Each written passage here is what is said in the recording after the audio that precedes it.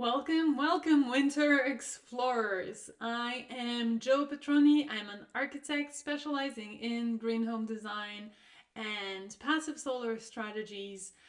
Before we dive in, let me share you what brought me here and in return what brought you here as well. Um, I was at a house consultation in Vermont. I witnessed something remarkable. There was a group of chickadees. They were teaching us more about home comforts than any energy audit could. They gathered every morning at the southeast corner, showing us exactly where warmth linger. That's when it hit me that our homes are already speaking to us. They are telling us exactly what we need to do to have um, weatherproofed comfort. We just need to learn their language. A little bit about myself first. I was always an architect. My father was an architect before me, and I did my time in the trenches doing normal, standard, conventional architecture. Until at some point I realized that I did not want to make commercial buildings, banks, and office buildings anymore in my life. And went on to this search for new purpose. That meant many, many different things. There was permaculture teaching, and there was mindfulness and yoga and walking barefoot and making your own tomatoes and all of that stuff. Mostly stuck with me actually after all these years. And we were also nomadic. My husband and I and our dog, and now our cat, and yet another dog as well, are of the long-term, slow travel digital nomad kind. We've been doing that since before it was cool. And let me tell you, we have lived in many, many different houses. And one peculiarity of the types of houses that we usually ended up living in as digital nomads was houses that are second homes, and they're usually being used as for tourism in the summer. So they bring guests and tourists in the summer, but they're empty in the winter, and so it was cheap for us to get them throughout the winter months. What that also meant was that they were not built for winter. They were definitely not climate proof. And so over and over and over again, we went in and really dug into hardcore techniques, cheap and dirty, quick techniques to make your house stand through a winter. A lot of these lessons we have gathered and put into either free webinars like the Room Rescue Challenge from last month, this webinar, the Winter Wisdom Wishlist webinar, and most of it is inside of the Climate Proof Your Home course, which spans over a couple of weeks, and it's a self-paced course, and now it's running through the winter months. So with the occasion of these winter months, we're doing a monthly freebie peek into this world of learning to read your house's language and figure out what you need to do to help your house protect you in different seasons. Now, with this season, we're focusing on winter, obviously. And then in the summer, in the spring and summer, we'll get back to climate proofing for heat waves and other summer related climate activities. Now, Many of us as well, and I'm sure you do as well, are feeling the squeeze of the rising utility bills and unpredictable weather patterns. Here's the exciting part: your home already knows how to stay cozy. Traditional heating solutions, or at least conventional heating solutions, are not necessarily the best and only answer. Some of the most effective strategies don't cost anything at all to run. Um, and one of the biggest reasons why, in this current market, in this day and age, we don't have a lot of these types of solutions is that we live in a market that simply needs to sell you stuff.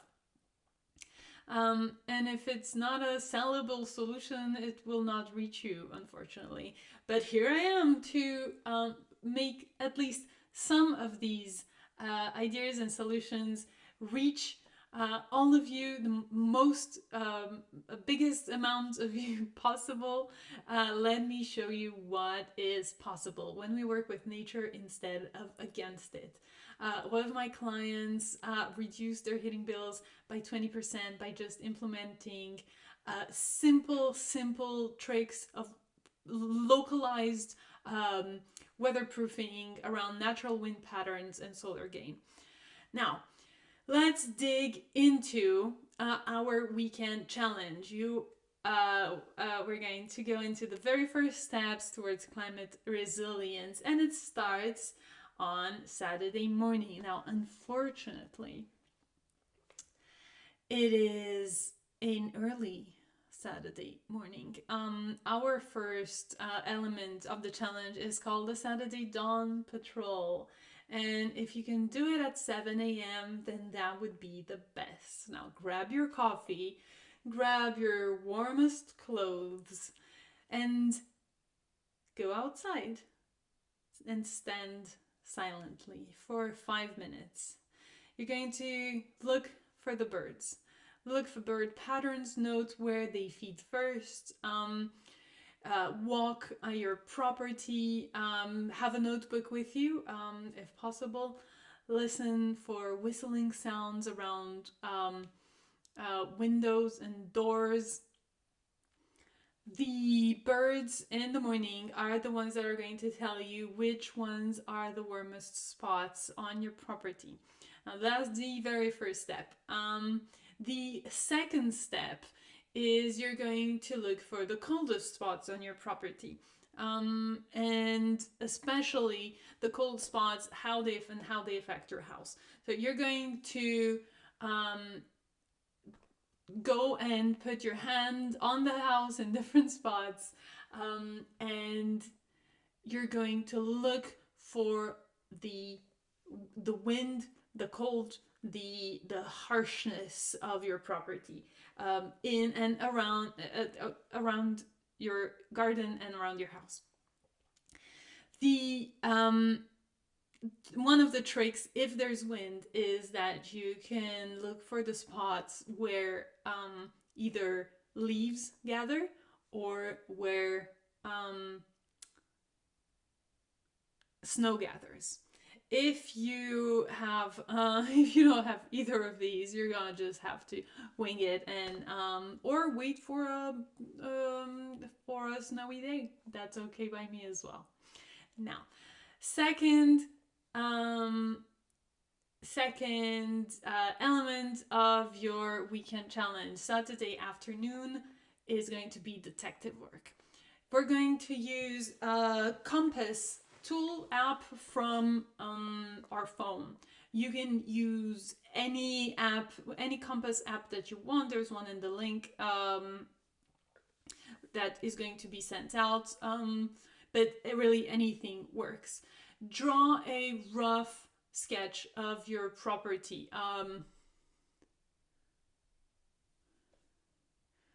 Now, the second part of your detective work challenge this weekend is Saturday afternoon detective work. You are going to need to download an app with a compass on your phone. Any app will do. You just need to mark the true north. And then you're going to also need a notebook, the notebook maybe that you had with you in the morning and you took a little bit of notes. You're going to draw a rough sketch of your property. And with that, on that, you're going to start putting where did you find that the leaves naturally collect? Where do you note that the snow melts, maybe? Where do you know that the patterns of the sun are passing through? Where are the shadows? Where is your north? Where is where, and especially we forgot about the birds, and especially where do the birds stand? Now, let's begin by understanding how your home sits within its natural context. Traditional builders knew that resilience starts with reading the landscape. Think of your home as part of a living system. Every slope, every mature tree, every natural feature plays a role in your winter protection. When I work with homeowners across different climates, the first thing we do is go and read the landscape and read the land story. Look at how leaves are piling up against the garden wall. That's the land showing you its wind patterns. The patch where the snow melts first, it's revealing a natural warm pocket. Your ancestors, our ancestors understood all of these patterns intimately, and today it's our job to relearn, in a way, all of this language. But it's not that hard. I would invite you to start by observing your land's winter behavior. Notice where frost lingers the longest, where wind creates snowdrifts, how water moves during the thaws in the spring. Now, all of these patterns tell us exactly where to focus our protection efforts. Let me show you something fascinating about traditional building wisdom that we often overlook in modern design. Before the age of mechanical heating and cooling and all of the good stuff, technical solutions that we now have, builders across cultures developed very sophisticated ways of working with natural windbreaks. Traditional builders wouldn't just place a home on the land. They would read the land first, and they would notice how trees and landforms or protect certain areas, for example, the way a slight dip in the landscape, a natural grove of evergreen, or even a rocky sort of outcropping, everything could influence where they positioned a dwelling, and that's a big part of the listen to your land approach when working with new buildings, with places where there aren't any buildings yet, and we're coming in and choosing the best spot, right? But in many cultures, home were deliberately positioned on the leeward side of natural rises, so as to use the earth itself as a windbreak. Native American peoples, especially, they were particularly skilled at this. They often chose sites with where natural landforms created sort of protected pockets, and European settlers quickly learned to adopt these techniques, and they positioned, in turn, their farmhouses where there were already tree lines that could buffer winter winds. Now, that's also, of course, something that happened in Europe as well. The really clever part was how traditional builders would enhance these natural protections. So they would plant dense evergreens in strategic locations, and this is what we'll try to emulate today as well. Always in a mostly in a 3-layered approach. So it would have tall trees as the outer shield towards the wind, then a middle layer of sturdy shrubs, and finally more towards the house, a low growing ground cover. And that, if you know a little bit about permaculture, sounds very similar to what you would be taught in permaculture windbreak design. Um, each layer plays its part in lifting and redirecting harsh winds over the dwelling, so that when it meets that windbreak, it just goes up and beyond and never reaches your house. Um, this isn't just wind protection. These are natural barriers that create beneficial microclimates. They protected zones, and they can protect again. um, they warm up faster in the spring. They stay warmer in the winter. They retain moisture better during dry spells. So all of this is knowledge that traditional builders and housemakers knew, because they understood how working with nature's existing patterns was more effective than fighting against them with technology. Well, now we have so much technology that we forget how to read these patterns and use them to our benefit and the landscape's benefit at the same time. Now, on Sunday, in the weekend challenge, we'll start our practical work. So we'll see how we can explore what we have learned and apply the time-tested principles from traditional wisdom onto our property. Now, all of this is remarkably relevant, especially in our changing climate, because we've had things that the way that things had been done until now had sort of worked, each for their specific region and climate and microclimate. Well, it just so happens that now it's harder and harder for those things that used to work to still work. So we really do need to find new ways, or find back the old ways of making places that work well with climate. Now, traditional homesteaders, as we said, would create successive rings of protection around their homes.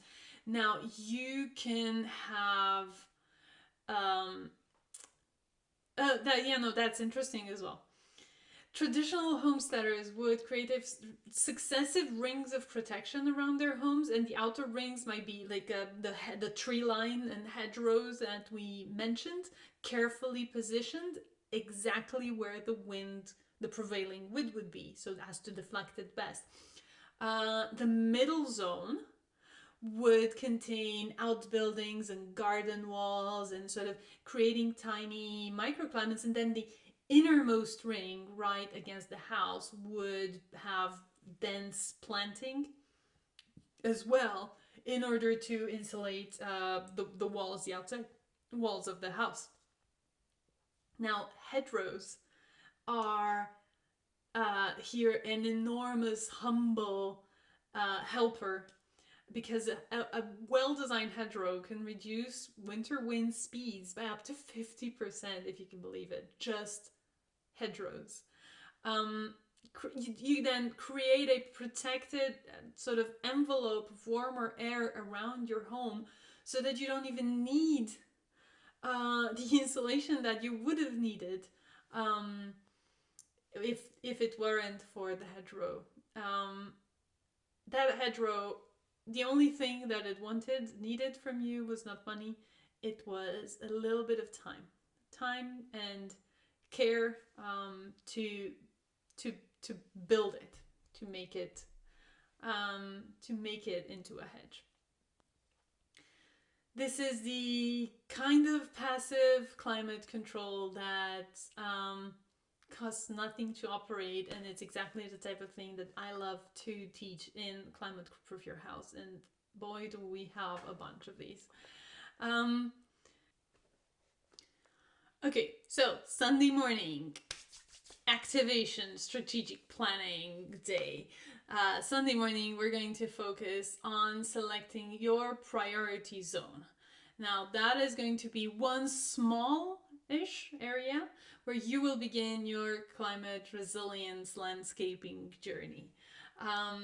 It prevents us from overwhelmed, and it also allows us for a sort of more detailed observation. Now, if you're adventurous and want to take on more, or if you already have landscaping experience, and go ahead. But I would recommend we start as small as possible, and the way we're going to choose the place we start with is by figuring out which is the worst cold wind tunnel.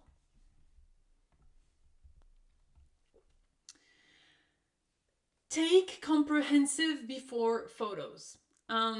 Take them from multiple angles, mark your potential sort of planting zones, record temperatures in the various microclimate zones around your focus area. In the afternoon on Sunday, we're going to make a synthesis of that, and this is a very, very tiny intro into pattern recognition. Now, some of you might know my work from regenerative patterns and pattern recognition. It's a little bit of that. This is where sort of we weave together all of the information that we've gathered into a climate story. You can create maps of wind patterns, seasonal variations, cold spots, hot spots, any natural protection areas, intervention points, etc. You can go wild here. If I've piqued your interest, then that means on Sunday you will be ready for a little bit of visioning, some planning for the future. Our sort of the final bit is creating a year of winter wisdom calendar, where you can integrate all of the planting strategies that you want, and all of the planning of the planting of your hedgerow. So what you're going to do is figure out which are the best, and that can happen with any sort of Google or AI chat. Which are the best of the best species for planting a windbreak in your area. You have to really mention your area well, and figure out how many of which you are going to need, and plan it out. Now, we're in the winter right now. We're not going to be planting anything yet. The planting is going to start in the sort of spring, end of winter, start of spring. So until then, you have all the time to make your wish list. You're going to make a wish list for Santa of all of the nice hedgerow species that you are planning to have in your windbreak. And if you document it well and plant it in, well, maybe not next winter, but in yet another one, you're going to really see the benefits of having started today with your hedgerow planning. I am inviting you now to, of course, have a peek at the Climate Proof Your course, at the Climate Proof Your House course, where you have a self-paced walk through all of the bits that you can do from the inside of your house, the outside of your house, the inside of your garden, and the outside of your garden, as in your larger tribe and environment, and even bioregion, to climate proof and adapt to the new climates that might be coming your way. I am Jo, and this was a lovely webinar. I will see you next time for another winter wisdom wish list. Please share in the chat or wherever whatever social media you use. We'd love to know your thoughts and documentation of your next windbreak. Bye!